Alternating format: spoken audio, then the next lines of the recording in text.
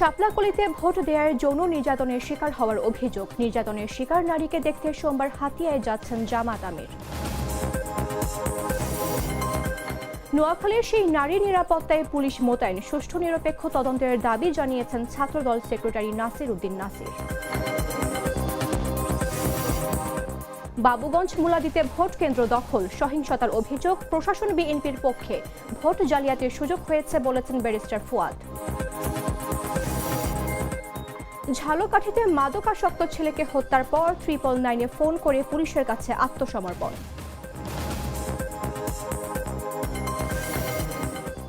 এবং হোমনার ডহরগোপে ভোট বিরোধে 22 বসতঘরে হামলা ও লুটপাট, স্বতন্ত্র প্রার্থীর সমর্থকরা আক্রান্ত। মীমাংসার প্রক্রিয়া শুরু করেছে প্রশাসন।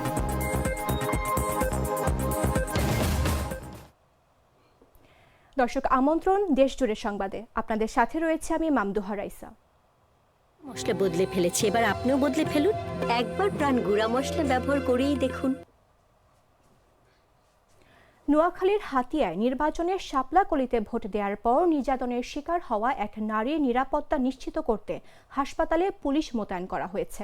স্থানীয় প্রশাসন জানিয়েছে, নিরাপত্তার জন্য একজন উপপরিদর্শক ও একজন সহকারী উপপরিদর্শক এর নেতৃত্বে 7 জন পুলিশ সদস্য ভুক্তভোগীর পাশে দায়িত্ব পালন করেছেন। যদিও এখনো কোনো মামলা বা অভিযোগ দায়ের হয়নি। প্রশাসন জানিয়েছে, অভিযোগ এলে যথাযথ তদন্ত ও আইনগত ব্যবস্থা নেওয়া হবে। বিস্তারিত জাগরেক্স রিপোর্টে। নোয়াখালীর হাতিয়ায় শাপলাকলিতে ভোট দেয়ায় নির্যাতনের অভিযোগ করা নারীর নিরাপত্তায় হাসপাতালে পুলিশ মোতায়েন করা হয়েছে। তবে এ ব্যাপারে এখনো কোনো মামলা বা অভিযোগ দায়ের হয়নি। রোববার দুপুরে অতিরিক্ত পুলিশ সুপার আবু তৈয়ব মোহাম্মদ আরিফ হোসেন বিষয়টি জাগো নিউজকে নিশ্চিত করেন। তিনি বলেন, হাসপাতালে ভুক্তভোগীর নিরাপত্তায় একজন উপপরিদর্শক ও একজন সহকারী উপপরিদর্শকের নেতৃত্বে 7 সদস্যের পুলিশ মোতায়েন করা হয়েছে। তবে এখনো কোনো অভিযোগ পাওয়া যায়নি। পেলে পরবর্তী আইনগত ব্যবস্থা নেওয়া হবে। দুপুরে হাসপাতালে গিয়ে দেখা যায়, উপপরিদর্শক সাইমার নেতৃত্বে একজন নারী এএসআই, 2 জন নারী কনস্টেবল ও 3 জন পুরুষ কনস্টেবল ভুক্তভোগীর পাশে নিরাপত্তার দায়িত্ব পালন করছেন।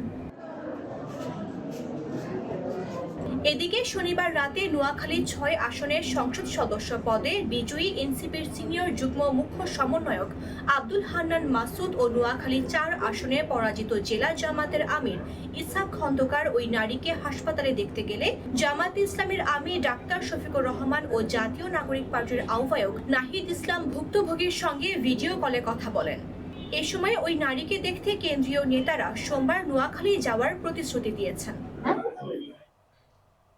এদিকে শাপলাকলিতে ভোট দেয়ায় যৌন নির্যাতনের শিকার হওয়ার অভিযোগ করা নারীকে দেখতে সোমবার নোয়াখালী যাচ্ছেন জামাত ইসলামের আমির ডাক্তার শফিকুর রহমান।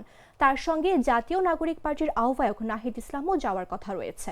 শনিবার রাতে 250 শয্যার নোয়াখালী জেনারেল হাসপাতালে চিকিৎসাধীন ওই নারীর সঙ্গে ভিডিও কলে কথা বলে 2 নেতা তাকে দেখতে নোয়াখালী যাওয়ার কথা বলেছেন।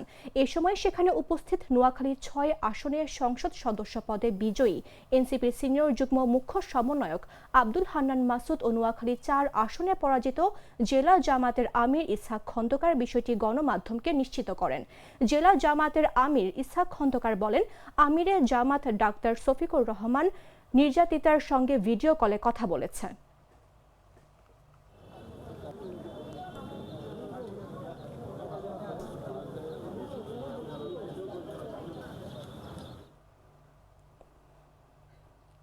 আর নোয়াখালীর এ ঘটনায় সুষ্ঠু তদন্ত চেয়েছেন ছাত্রদলের সাধারণ সম্পাদক নাসির উদ্দিন নাসির। শনিবার রাতে নিজের ভেরিফাইড ফেসবুক আইডিতে তিনি লিখেছেন, প্রাপ্ত তথ্য, ভিডিও ও স্থানীয় পর্যায়ের যাচাই বাছাই অনুযায়ী ঘটনাটি অনেকের কাছে রাজনৈতিক উদ্দেশ্য প্রণোদিত বলে প্রতীয়মান হচ্ছে।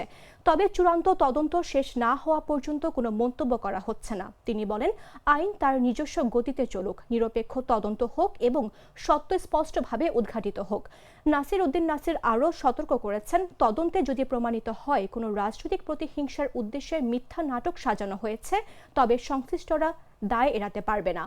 তিনি বলেছেন, জনমনে অশান্তি ও বিশৃঙ্খলা সৃষ্টির চেষ্টা এবং বিএনপির সম্মানহানির অপরাধে সংশ্লিষ্টদের বিরুদ্ধে আইনগত ব্যবস্থা নেওয়া হবে।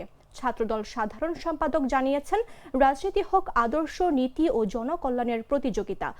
মিথ্যা নাটক, মব উস্কানি ও চরিত্র হননের মাধ্যমে নয়, সত্য প্রতিষ্ঠিত হবেই, এটাই তাদের অটল বিশ্বাস।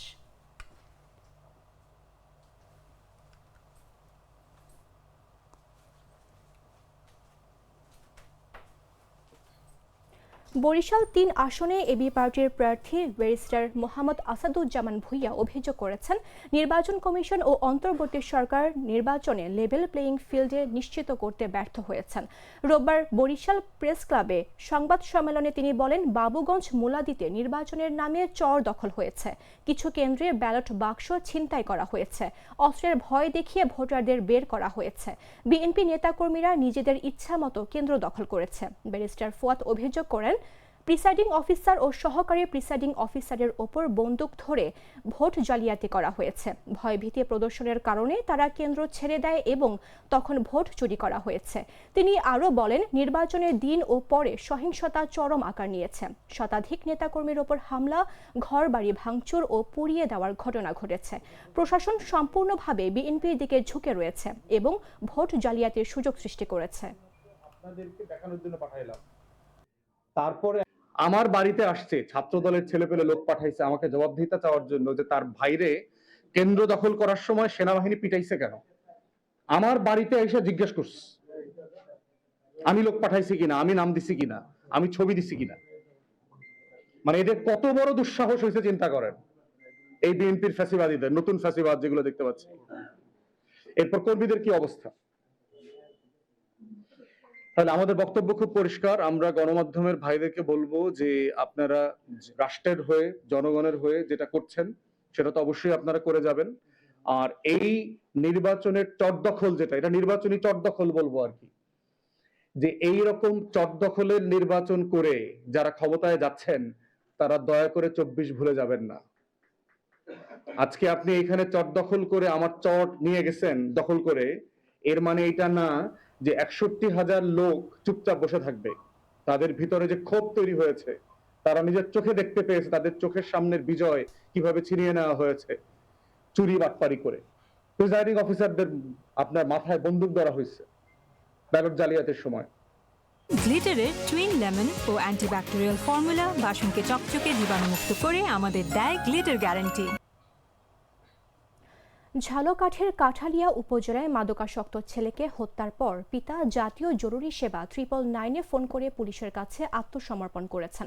রোববার ভোররাত আনুমানিক 4টার দিকে উপজেলার আমুয়া ইউনিয়নের 4 নম্বর ওয়ার্ডের ছোনাওটা গ্রামে এ ঘটনা ঘটে। নিহত মেহেদি হাসান শুভ এই গ্রামের আব্দুল বারেক খানের ছেলে।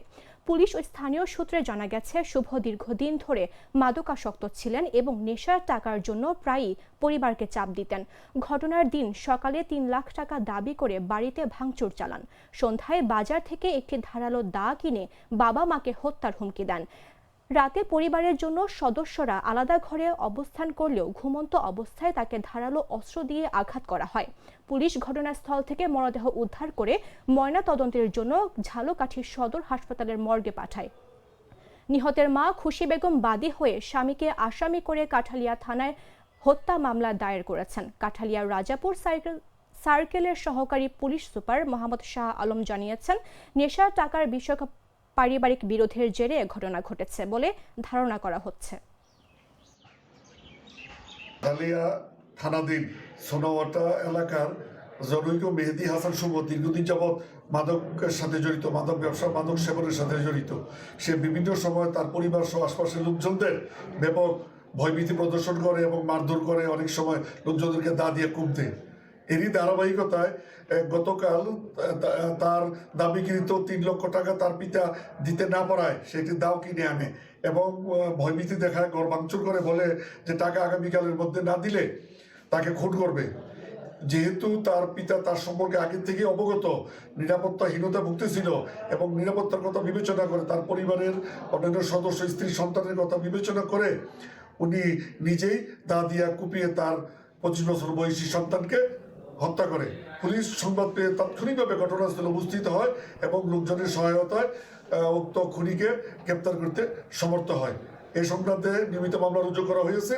আইনি প্রক্রিয়া, আইনি ব্যবস্থা।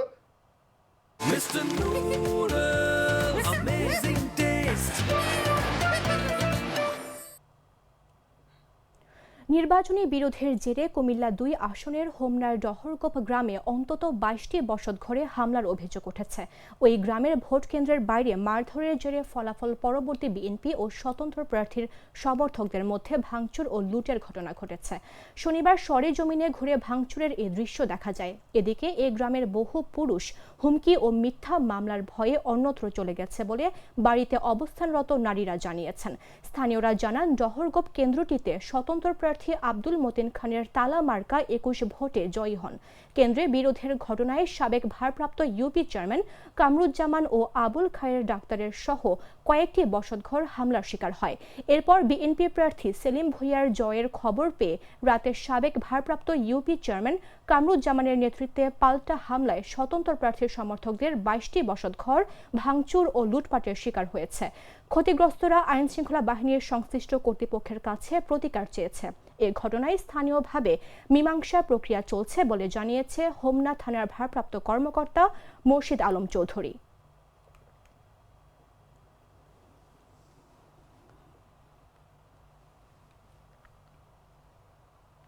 সংবাদ শেষ করার পূর্বে শিরোনামগুলো জানিয়ে দিচ্ছে আরও একবার।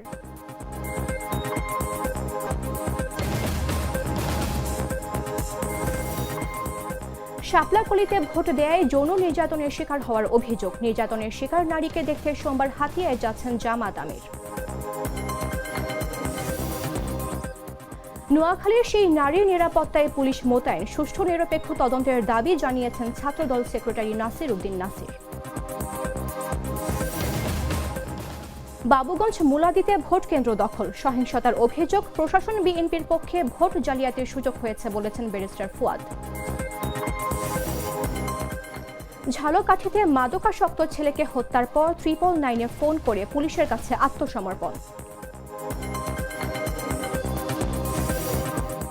এবং হোমনা ডহরগোপে ভোট বিরোধে 22 বসতঘরে হামলা ও লুটপাট, স্বতন্ত্র প্রার্থীর সমর্থকরা আক্রান্ত। মীমাংসা প্রক্রিয়া শুরু করেছে প্রশাসন।